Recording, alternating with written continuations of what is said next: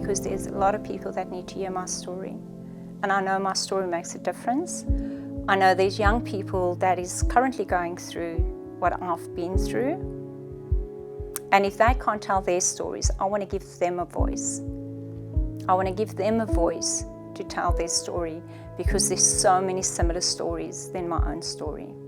I do a lot of talks in schools, and every time when I do a talk, young boys and young girls walk up to me and say, I've experienced that. And that's why I tell my story. Well, I want to share my story because when I was experiencing violence, I wish I had someone who could have shared their story to help me in a way, not to escape it, but to work through it. So I am sharing my story to help a woman out there that might be experiencing violence, who might be a professional, or who might look at herself and say, well, what will the society think of me?